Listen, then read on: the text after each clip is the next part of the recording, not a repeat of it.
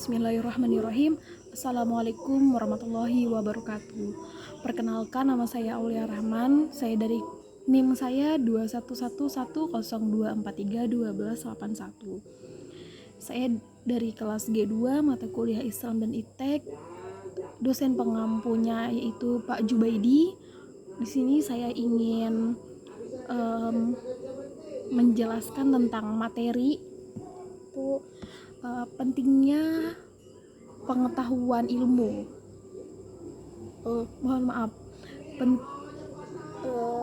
Pentingnya penguasaan ilmu.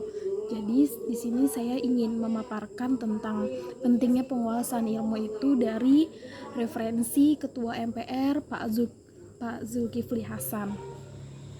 Tugas saya ini sebagai bentuk dari perbaikan nilai UAS. Jadi di sini saya ingin menjelaskan pentingnya penguasaan ilmu itu. Kalau di sini relevannya itu seperti kenapa sih pentingnya penguasaan ilmu itu?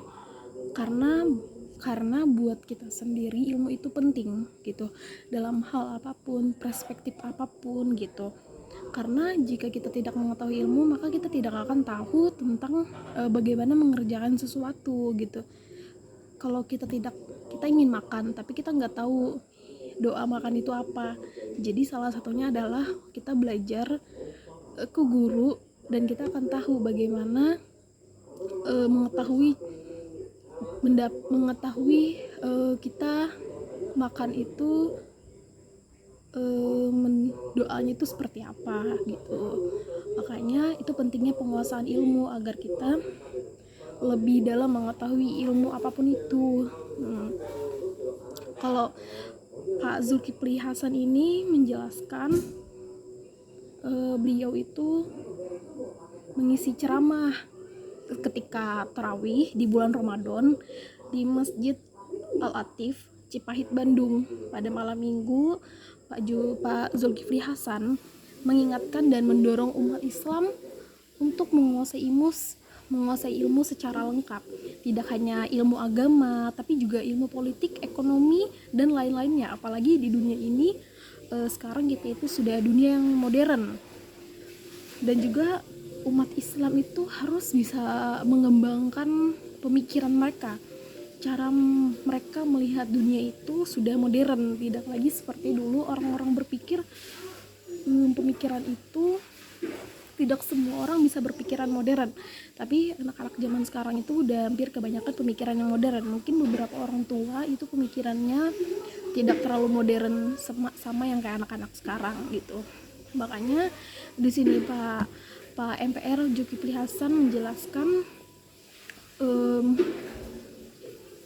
mengingatkan kepada anak-anak muda dan orang-orang tua itu mencari potensi mereka gitu, dengan cara mereka belajar mengikuti kajian-kajian yang ada di masjid gitu. Makanya umat Islam itu harus mampu mengembangkan potensi di diri mereka itu agar bisa memenangkan sebuah kompetisi gitu. Jadi kalau misalnya kita mempunyai potensi atau keahlian di diri kita bisa mengembangkannya dan bisa mengekspor keluar gitu. Bagaimana potensi kita ini bisa terlihat di orang gitu. Nah, dengan ilmu yang lengkap, umat Islam dapat menjadi pemimpin nasional serta dunia yang sasarannya dapat meningkatkan derajat dan kesejahteraan umat demi memotivasi gitu. Jadi kalau misalnya ilmunya udah lengkap nih gitu, kalau orang belajar dengan giat, ilmunya lengkap dan dia bisa mengamalkan ke orang lain, maka dia akan tahu, oh ternyata pentingnya penguasaan ilmu itu seperti ini gitu. Dengan dia tahu tentang penguasaan ilmu tersebut, dia bisa menjadi apa yang dia inginkan gitu. Contohnya, seseorang yang ingin belajar agama, gimana ya caranya aku bisa belajar agama? Oh mungkin aku ikut kajian ke masjid, atau aku ingin privat les agama, aku ingin belajar ngaji sama ustadz-ustazah, atau aku mondok ke pesantren gitu. Setelah kita belajar ke guru-guru kita atau ke ustadz-ustazah, maka kita akan dapat ilmunya. Setelah kita mendapat ilmunya, kita akan tahu, oh ternyata pengetahuan ilmu itu penting buat diri kita sendiri gitu. Ketika kita sudah merasa penting, maka ada saatnya dimana kita bisa mengekspor atau memberikan ke orang lain, dan orang juga akan tahu, oh ternyata ilmu itu penting. Pentingnya ilmu itu buat kita juga bisa menguasai gitu, seperti itu. Nah juga umat Islam itu tidak ketinggalan dalam dunia ilmu pengetahuan dari umat-umat lainnya gitu. Banyak beberapa umat-umat Islam itu yang berpendidikan tidak terlalu ke umat Islam tuh semestinya tidak ketinggalan juga dengan dunia ilmu pengetahuan gitu. Tidak ada larangan umat Islam itu tidak boleh belajar manajemen, tidak boleh belajar teknik gitu. Semua umat itu bebas, semua manusia bebas memilih gitu. Jadi agar kita tahu gitu, ternyata kita juga mempunyai hak untuk bisa mendapatkan ilmu pengetahuan dan ilmu penguasaan ilmu gitu. Karena di sini Islam sangat mendorong umatnya untuk belajar gitu. Jadi alhamdulillahirobbilalamin, kita bersyukur sebagai umat Islam, kita berkeyakinan dengan agama yang kita yakini, karena agama yang kita yakini itu mendorong kita untuk belajar agar kita bisa mendapat penguasaan ilmu gitu. Dan juga ketika kita belajar, kita akan tahu bagaimana caranya menggali ilmu pengetahuan itu semakin banyak. Mohon maaf Bapak ya, yuk kecilkan TV yuk, kecilkan, aku ngomong, mohon maaf sekali. Karena sesuai apa yang disampaikan atas perintah pertama dalam surah Iqra itu adalah surah pertama yang diperintahkan, yang diturunkan langsung ke muka bumi gitu. Artinya, tapi sangat disayangkan gitu, umat Islam saat ini tuh masih ada yang tertinggal, terutama dalam ilmu pengetahuan dan teknologi gitu. Karena mungkin umat Islam masih ada yang berpikiran, jika kita masih, untuk apa kita mencari ilmu-ilmu di luar Islam gitu, kurang ada manfaat gitu. Itu kan pemikiran orang yang dulu. Karena anak-anak zaman sekarang itu sudah berpikiran modern, maka mereka ingin mencari potensi yang di luar apa yang mereka yakini gitu. Misal mereka meyakini Islam, tapi mereka yakin mereka bisa belajar teknologi gitu, agar mereka bisa menyebarluaskan Islam ke orang-orang yang non Islam. Oh ternyata orang-orang Islam juga bisa, ada yang ahli teknologi, ada yang ahli kedokteran, bahkan ilmuwan muslim pertama kedokteran itu adalah Ibnu Sina gitu. Jadi kita bisa melihat contoh-contoh para ulama, ternyata juga di luar potensi Islam ada ternyata potensi-potensi lainnya. Karena itulah pada momen tertentu nuzul Al-Quran itu yang diperingati setiap bulan Ramadan ya, para penceramah, ustadz dan orang-orang yang udah mubalik harus menekankan kembali pentingnya untuk menguasai ilmu pengetahuan. Perintah Iqra itu harus ditekankan gitu, merupakan kewajiban yang tidak boleh ditinggalkan gitu. Bahkan Nabi Muhammad SAW dalam hadisnya mengatakan ilmu kewajiban umat Islam laki-laki atau perempuan gitu. Oke, sebentar.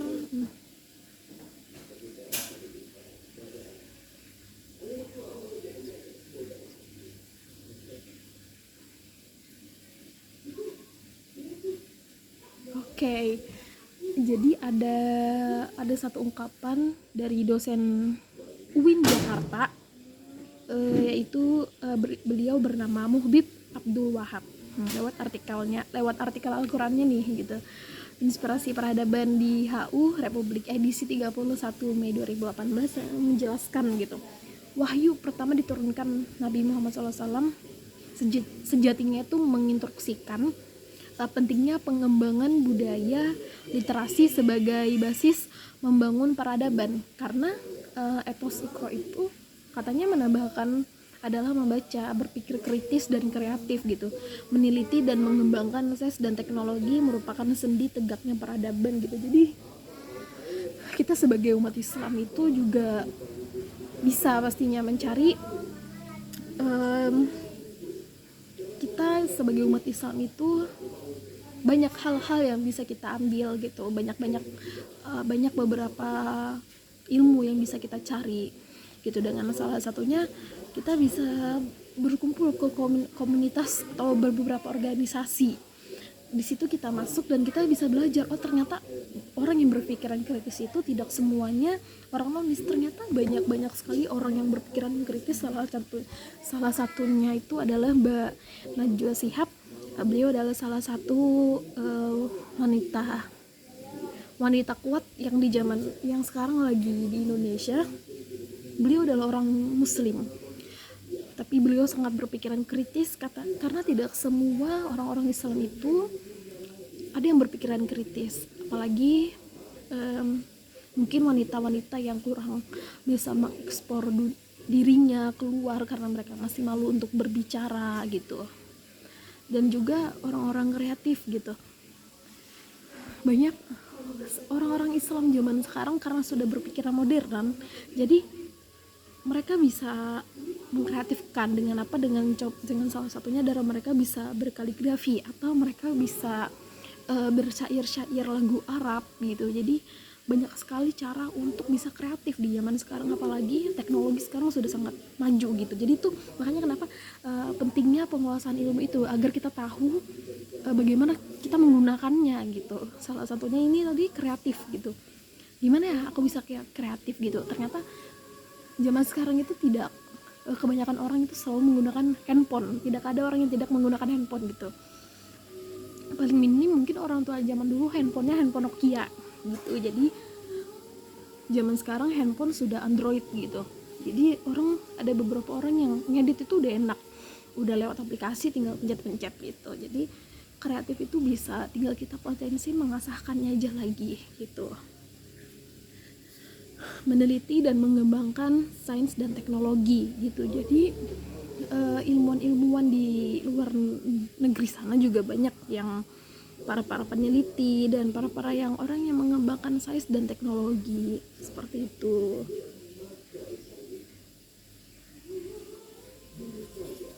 Oke, sebentar. Mohon maaf Pak. Oke, ini. Nah, jadi menurut Pak Zulkifli Hasan ini, umat Islam itu tidak cukup hanya belajar dengan terkait yang agama itu. Mohon maaf Pak. Jadi umat Islam tidak cukup hanya belajar tentang agamanya sendiri, tapi melainkan kita juga bisa belajar tentang ilmu-ilmu lain. Contohnya seperti ilmu fisika, ilmu kimia, ilmu biologi gitu, ilmu matematika gitu. Jadi kita sebagai orang Islam juga bisa memberikan contoh kepada orang lain, oh ternyata banyak sekali orang-orang Islam yang bisa belajar tentang matematika, fisika gitu. Apalagi kalau kita baca Al-Qur'annya nih bagus gitu, wah jadi orang makin termotivasi untuk bisa belajar itu.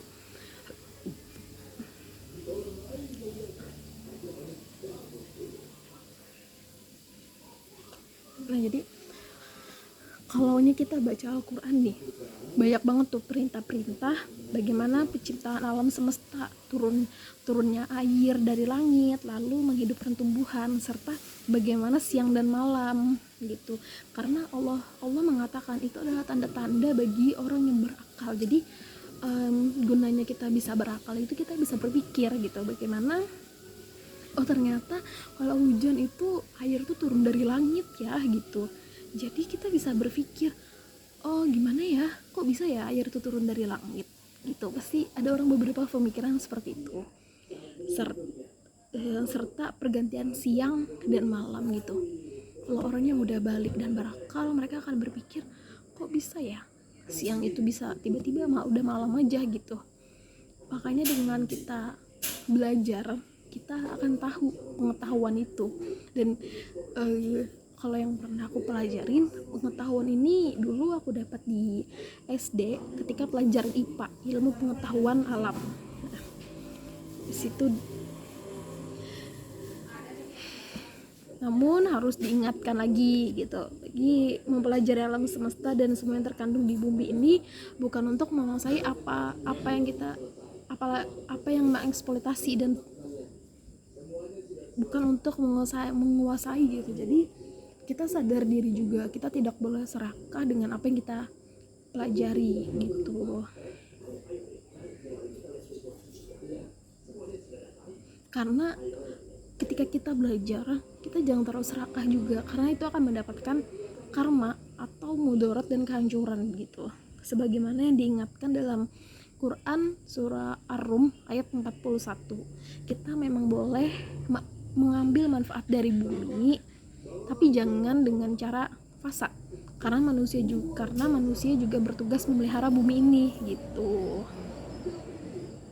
Jadi tugas kita itu menjaga kelestarian bumi, menjaga lingkungan kita agar tetap bagus. Makanya ada yang namanya kata-kata mutiara, an-nazafatu minal iman, kebersihan itu sebagian dari iman gitu. Jadi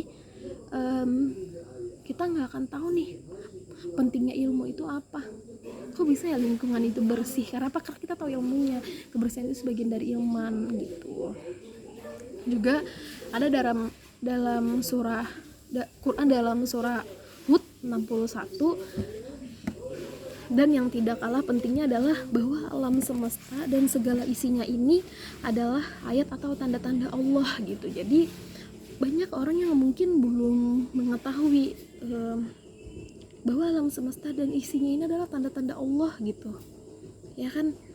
Karena itu mempelajari juga dalam rangka untuk mendekatkan diri kepada Allah gitu. Kita nih baca Al-Quran aja, hati itu, makanya hati terasa tenang, terasa damai gitu, karena kita merasa dekat sama Allah gitu. Makanya orang yang membaca Al-Quran itu hati tenang, hati sejuk gitu, karena kita menemukan sesuatu yang di dalam Quran itu, wah ini ada yang bisa memberi kita ketenangan gitu. Dan juga sebagai penciptanya, maka mempelajari fenomena alam yang menjadi objek ilmu umum, kita juga sekaligus mendapatkan nilai-nilai agama gitu. Dengan kita mempelajari dengan kita mempelajari tanda-tanda Allah, tanpa kita sadari kita itu belajar objek ilmu umum, atau sekaligus kita juga mendapatkan nilai-nilai agama gitu. Contoh apa ya? Contoh nilai-nilai agama. Oh ya, kita mengaji nih, misalnya kita mengaji alif bata, tanpa kita sadari tanda-tanda Allah yang di sekitar kita tuh banyak. Dengan kita mengaji hati kita itu tenang gitu. Dengan kita mengaji hati kita tenang dan kita tahu ilmunya. Oh, ternyata tajwid itu seperti idgham guna, iqlab, ikhfa gitu. Dengan kita belajar mengaji, kita tahu tanda-tanda tajwid gitu. Itu pentingnya penguasaan ilmu. Dan tanpa kita sadari, Allah juga senang umatnya belajar agamanya begitu. Dalam pandangan keilmuan Islam, fenomena alam tidaklah berdiri tanpa relasi dan relevansi dengan kuasa ilahi. Karena seperti dikatakan penyair filsuf Muhammad Iqbal, fenomena alam merupakan medan kreatif Tuhan, sehingga mempelajari alam akan berarti mempelajari dan mengenal dari dekat cara kerja Tuhan di alam semesta gitu.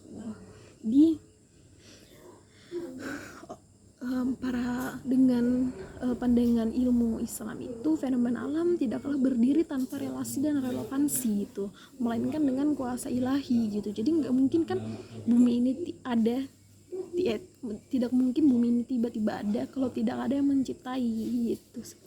Seperti itu. Makanya fenomena alam itu ada karena ya Tuhan yang menciptakan gitu.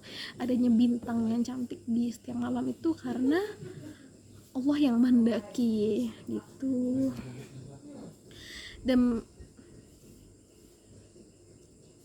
gitu. Jadi makanya kenapa sih pentingnya penguasaan ilmu itu, karena kita bisa mendapatkan sesuatu yang dulunya kita nggak pernah dapatkan gitu. Kita belajarnya dari kecil alif bata, tiba-tiba nih kita masuk SD belajarnya ABCD. Nah kita tahu tuh, oh ternyata ilmu itu penting. Oh nggak cuma penting, kita harus bisa menguasain seperti itu. Jadi pentingnya ilmu itu kita harus bisa menguasai juga. Seperti anak hukum tahu tentang pasal-pasal, tapi kalau mereka tidak menguasai, mereka akan kalah di pengadilan. Jadi itu pentingnya kita belajar ilmu dan bisa menguasai. Tuh.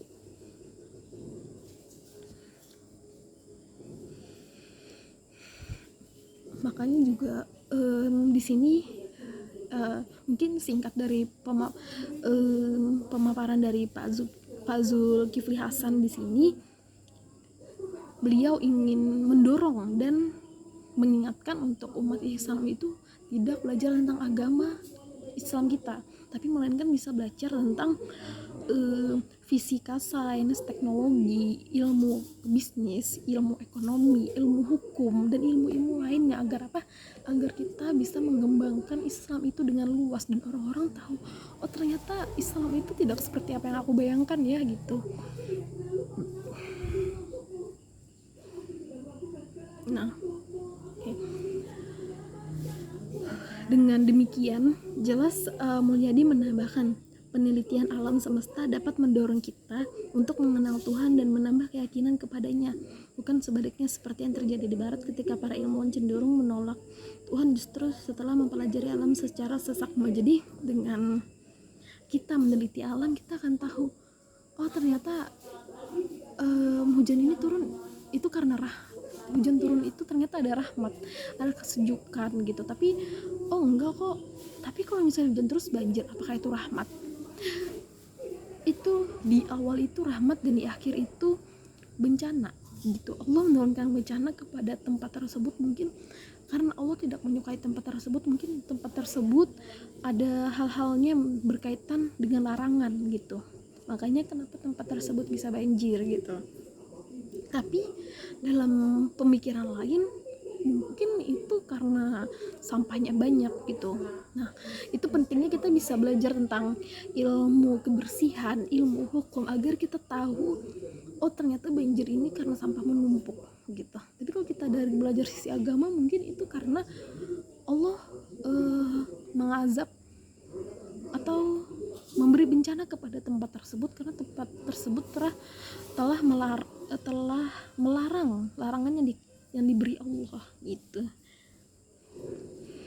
Makanya dengan kita bisa meneliti alam semesta, kita dapat mengenal Tuhan kita sendiri gitu, dengan keyakinannya gitu. Bukan sebaliknya, kita kalau di orang-orang Barat itu ada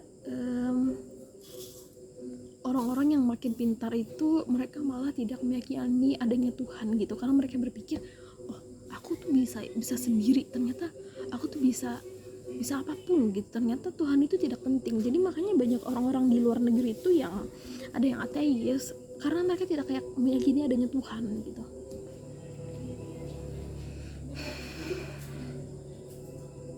Dan juga pentingnya pengetahuan umum dikuasai agar umat Islam itu kembali maju.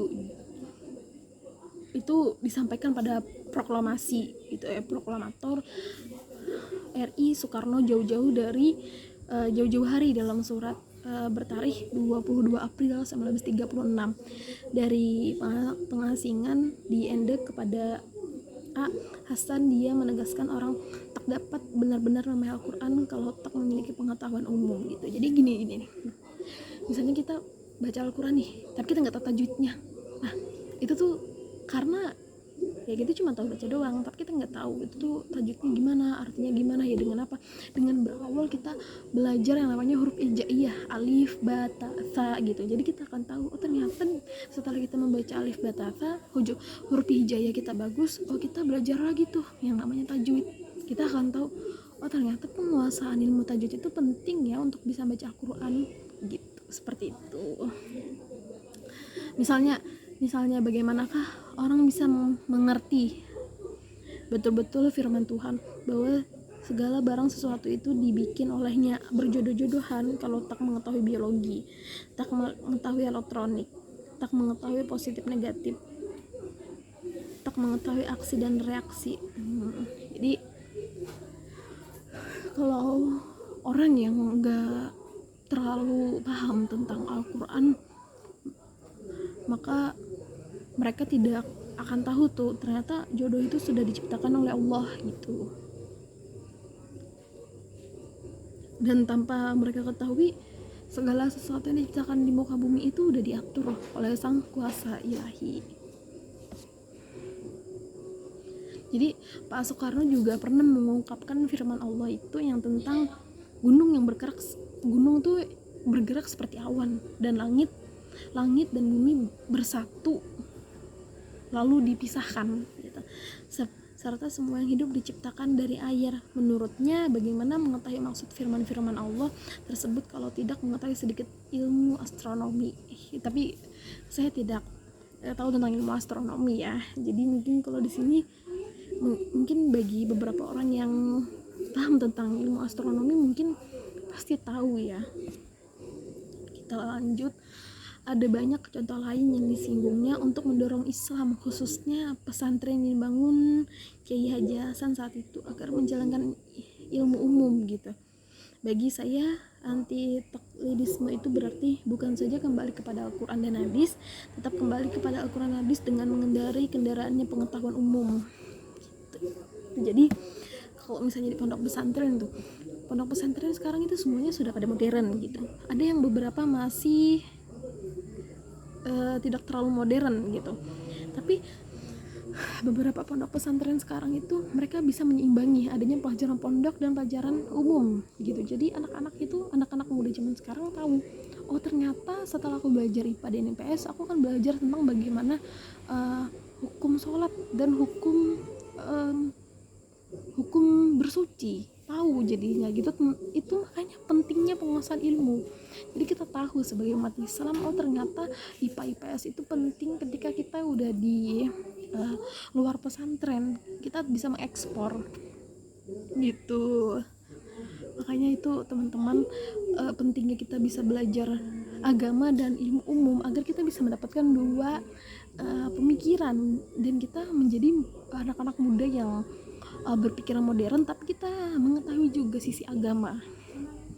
Karena itulah peringatan yang disampaikan Pak Zulkifli Hasan, Bung Karno, dan para cendekiawan muslim agar apa?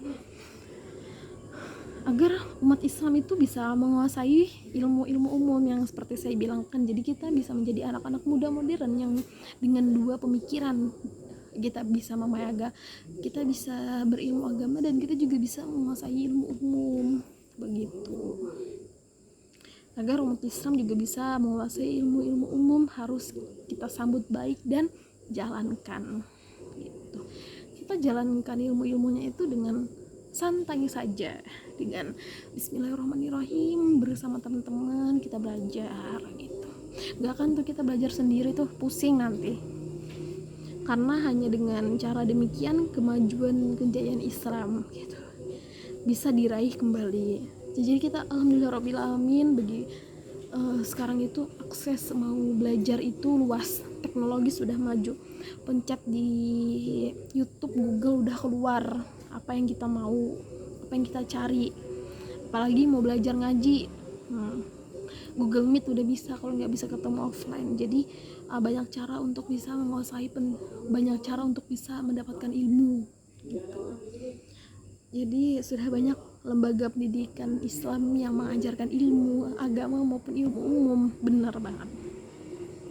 Secara lengkap atau tidak lagi membeda-bedakan pengetahuan agama dan umum gitu. Jadi di SD itu kita diajarkan tentang ilmu pengetahuan agama dan ilmu pengetahuan umum gitu. Bagusnya itu adalah jadi kita bisa mempelajari dua ilmu yang berbeda gitu.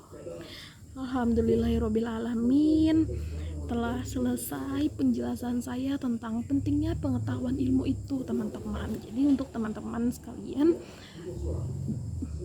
tidak usah ragu-ragu untuk belajar, karena kalau kita tidak menguasai ilmu maka kita tidak tahu pentingnya itu apa gitu. Sekian dari saya Bapak, terima kasih. Assalamualaikum warahmatullahi wabarakatuh.